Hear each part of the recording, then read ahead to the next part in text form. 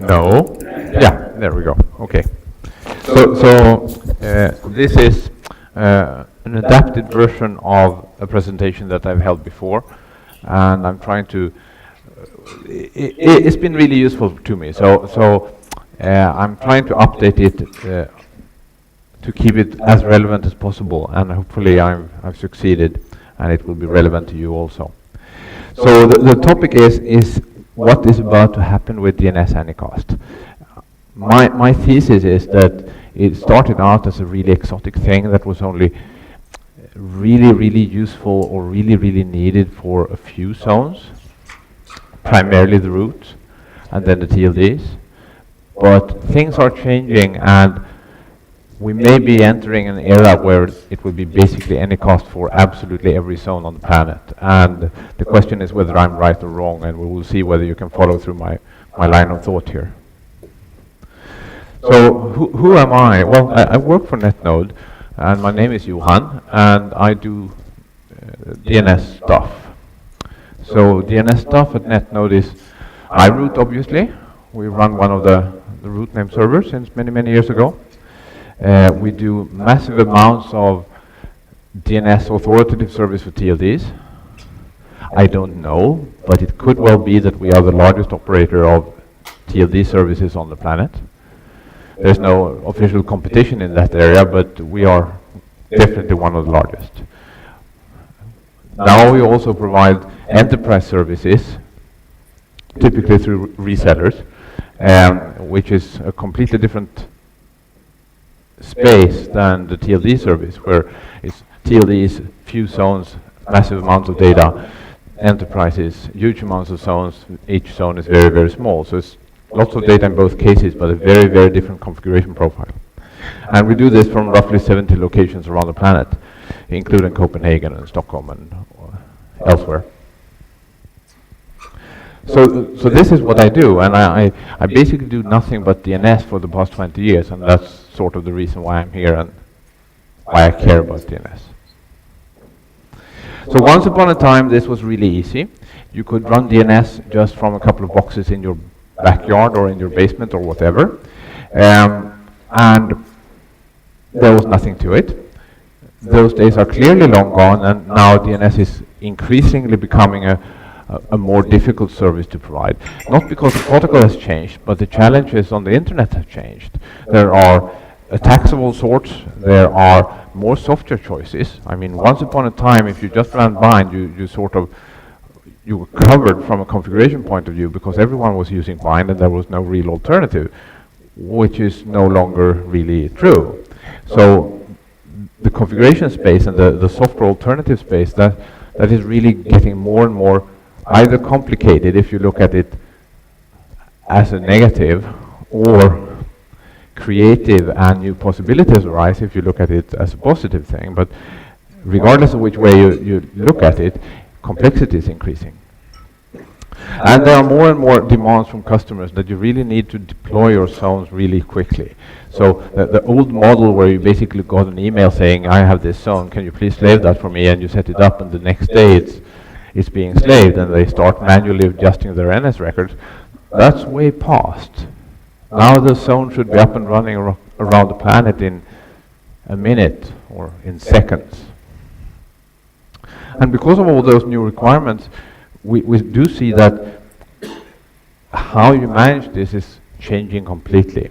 So where it says here that zone data is becoming more dynamic, well, that is true, but the configuration data in particular is becoming more and more dynamic. So if we look at that in slightly more detail,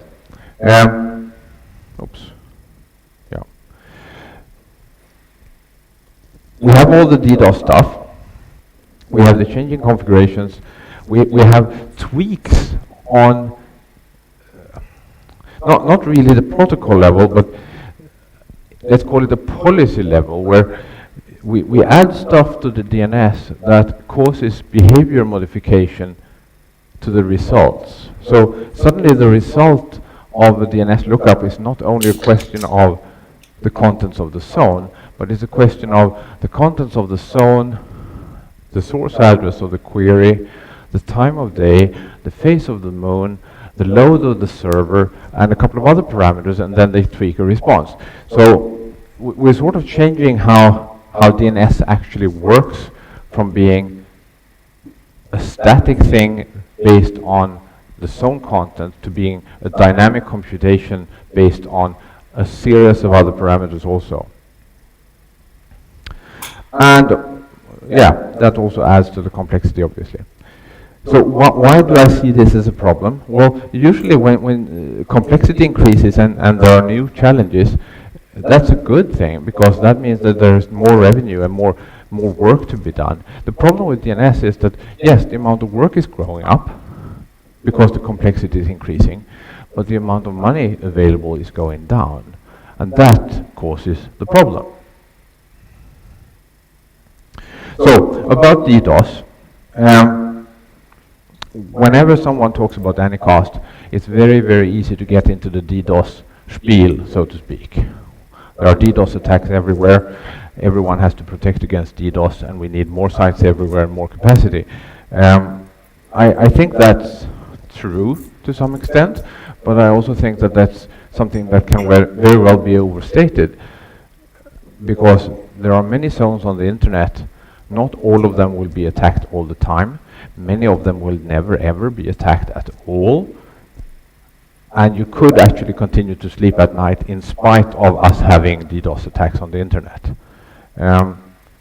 However, I still think that there will be changes following from this and from the Anycast deployment, but those changes are perhaps more of a financial or economic nature, or driven by financial or economic drivers than the actual DDoS stuff. Not saying the DDoS isn't important, I'm just saying it's not the only thing, and perhaps not even the most important thing.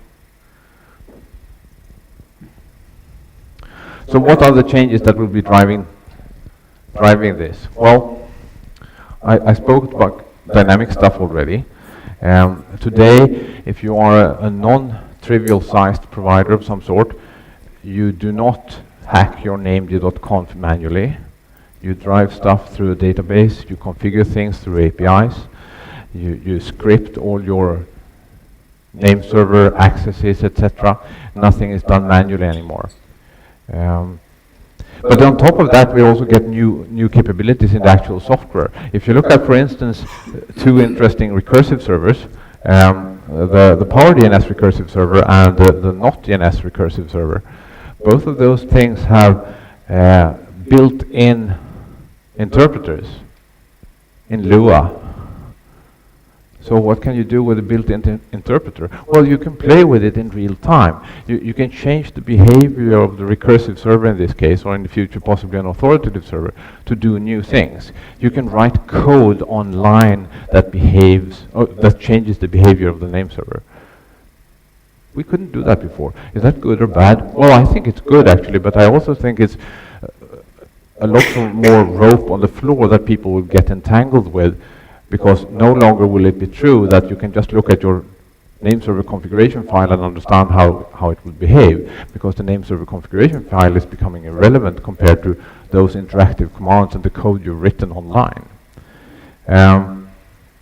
We've had that on routers for a long time, and now it's also happening in the DNS space. Because of the numbers of zones, we switch to APIs. You don't really hack a name server configuration file to add a zone statement anymore. You configure the zone through an API together with 10,000 other zones in a minute or two. And what happens then? Well, to begin with, you have the provisioning APIs to add and remove zones. You have stats APIs for extracting status and statistics of various kinds, and you have management APIs to actually deal with, well, servers and policies and sites around the planet. The last is perhaps more for the actual provider than for the zone owner, but still, everything is managed through APIs. And that is definitely a change from before. Speaking of policy-based responses, in addition to the response being based on the source of the query, the time of day, and the phase of the moon, etc., we have a bunch of other things. I'm sure some of you know what the RPZ is, which is basically how you tweak your recursive server to override the response that you get from the authoritative server because of a local policy. So for instance, we don't like that particular zone for some reason, and then we will give out a different response than what we actually see when we ask the authoritative server. And these overrides have always been true in DNS in the sense that the authoritative server is authoritative for the data, but there is no way for the authoritative server to enforce the recursive server to behave, if I put it that way, honestly.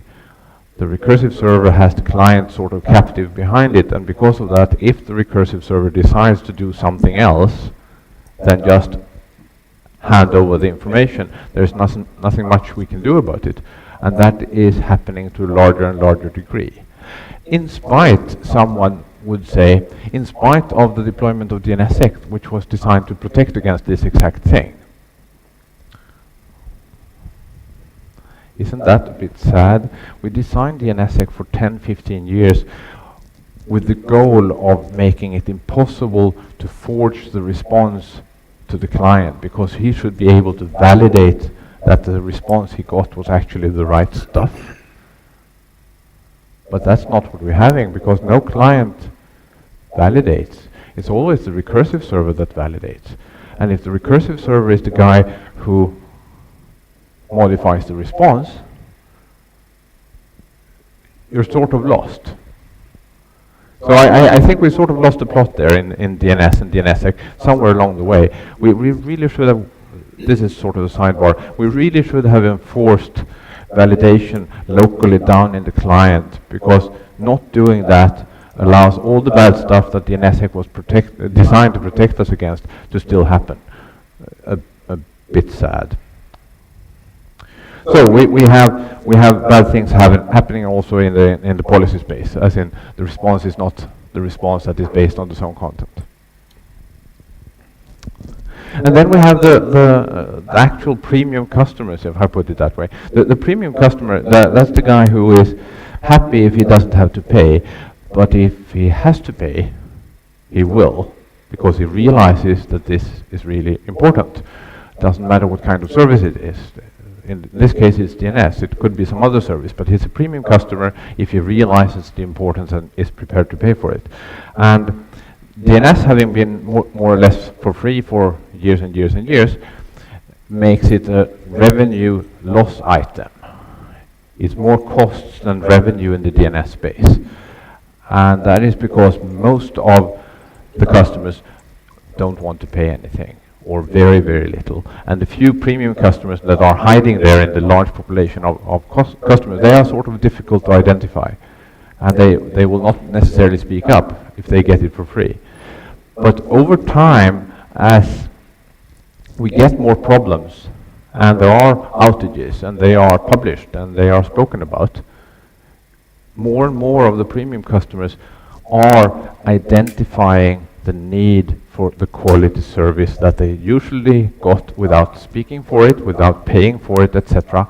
But if they don't really get the quality they need, they will ask for it through an SLA or something. And SLAs are really, really difficult to deal with when you're operating a service which is basically best effort.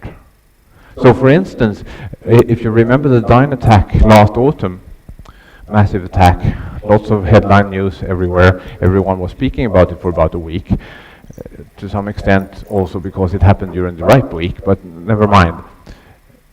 An interesting thing is that just after the Dyn attack, business picked up a lot for Dyn.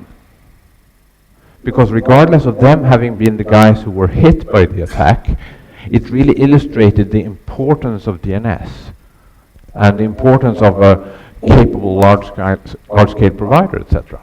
And that is interesting, because that pick-up in business for Dyn is exactly what I'm talking about here. The premium customers identify the importance of the service, and they are prepared to pay for it, so they go to a quality provider that does that and also provides an SLA. So if you're sitting there on a large pile of zones, you're not earning any money on it. It is a cost item. You have better things to do, which is what you're actually charging for and earning some money on. And a few of your customers are asking for SLA, and or they have higher requirements of service than your present setup is providing. What should you do? Well, alternative number one is, of course, that you just outsource those zones. So the guys who are complaining, hand them off to an external service provider for DNS, of which there are many, obviously. But that's a cost by itself. I mean, if you have a portfolio of 50,000 zones, 50,000 customer zones, or 100,000 or 200,000, just segmenting your customer stock into the premium customers and the non-premium customers is an effort. That's a cost. And if you're not earning any money from this in the beginning, taking on more cost is not really attractive. So typically, you don't do anything. But things are about to change. So we have this interesting market situation where we have Anycast providers in basically every corner. And when you have many providers of something, the price goes down.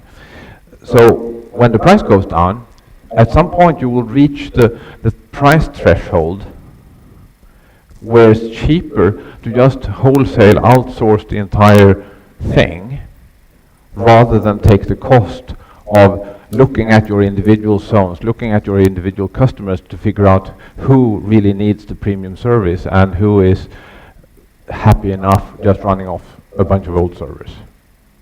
And when you reach that price point, you will just take the entire portfolio and you will hand it off to someone else, and you're done with it, because it's cheaper just to outsource wholesale rather than do it piecemeal. And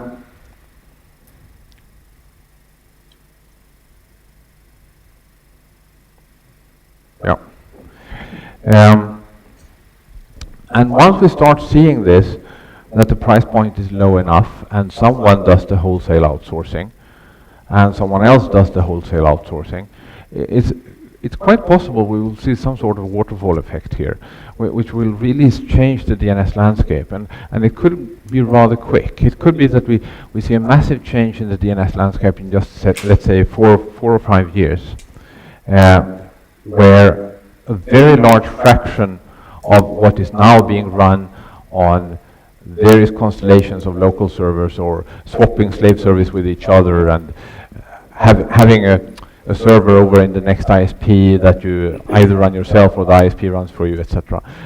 A lot of that will disappear. And is that really realistic, or is it just me speculating? Well, obviously it's me speculating, but it could still be realistic. Because if you look at what is sometimes called market penetration thresholds, you see that this happens over and over again. It happens that only a few people have phones. And when only a few people have phones, they're not very useful because you cannot call anyone. And no one will call you. But then suddenly you reach the threshold, and it just happens, and everyone gets a phone. And then 100 years later, the same thing happens to mobile phones. At first a few have them, not very useful, and then everyone has one. And it happens to email, and it happens to credit cards, and it happens to internet access. So over and over again, you have these market penetration thresholds where something new starts to happen, and at some point, you pass the threshold, and then the rest just happens very, very quickly. And I think that's basically where we are here with DNS service. So when DNS Anycast becomes necessary, it's not really because everyone needs Anycast. It's because it's cheaper to just outsource all of it. And when you outsource all of it, you outsource it to an Anycast provider, because there's no one offering just Unicast. Unicast is not it's not an interesting service to provide, because it's completely impossible to charge for it. So the only service you provide is Anycast, shrink wrapped in one or another package. So it would be Anycast for everyone. And when that happens, well, it's good because we will see a more professional market. It's good because we will see better DDoS resilience, etc. Lots of old brokenness will disappear. Old servers running old crappy software, etc. will mostly be a thing of the past, and that's good. Other problems will obviously remain. Some new problems will appear. Among the new problems, smaller providers will be edged out.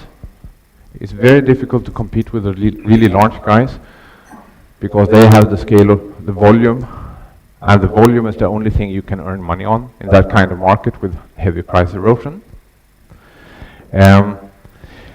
Problem definitions will change from how to configure a name server to do something, or the effort of doing software upgrades because of the last bind bug, or the latest bind bug, I should say.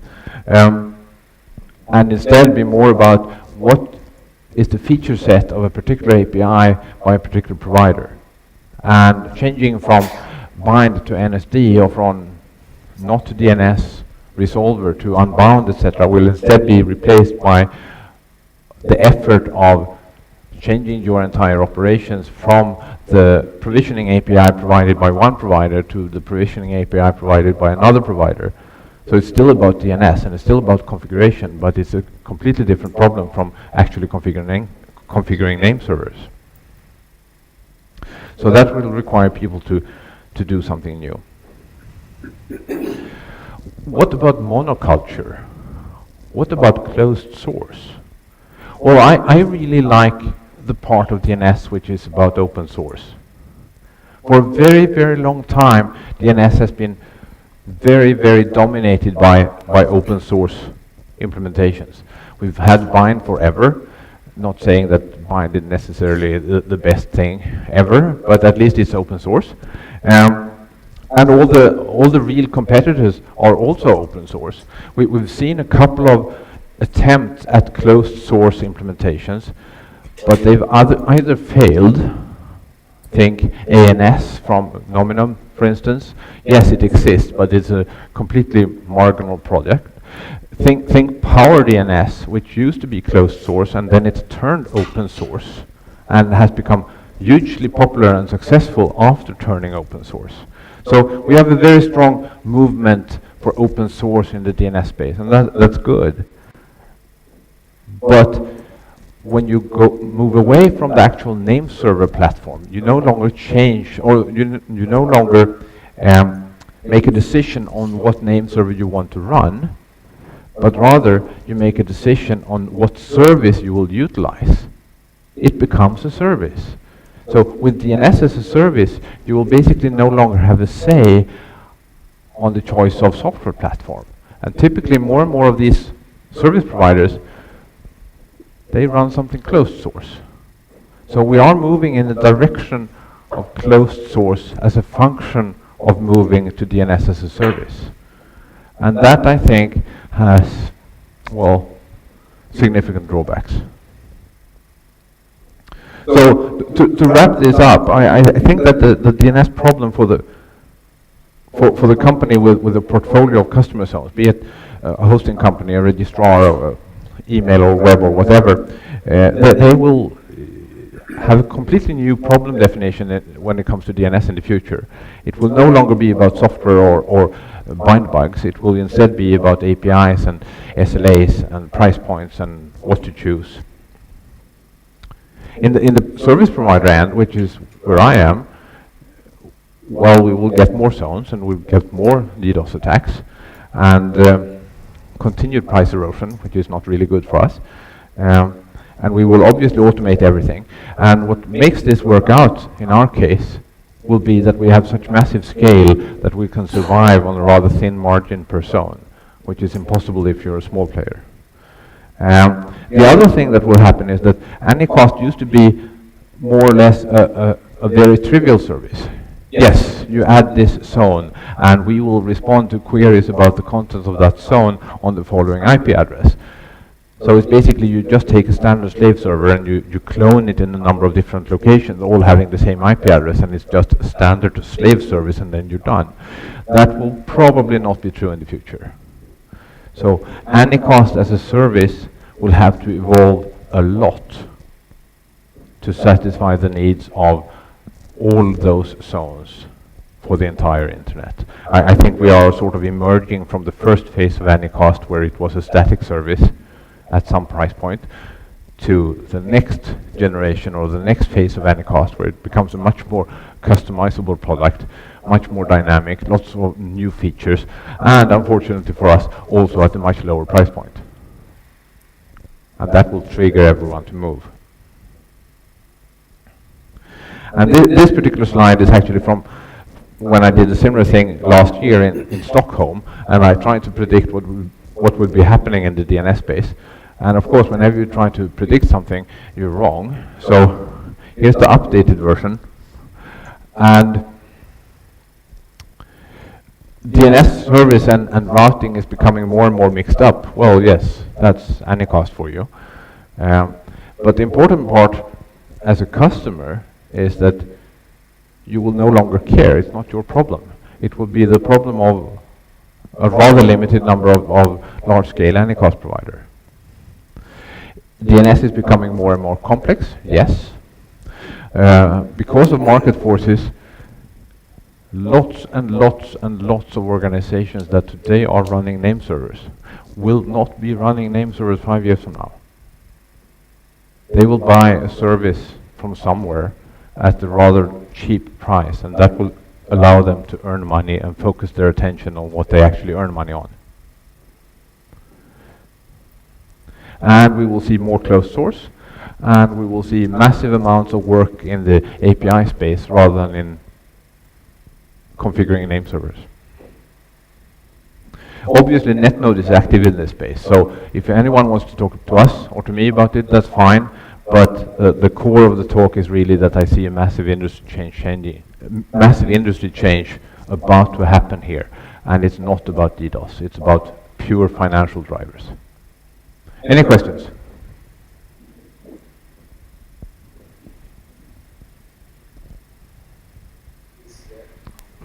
Is there any questions? No? No questions. Okay. Thank you very much, Johan. You're welcome.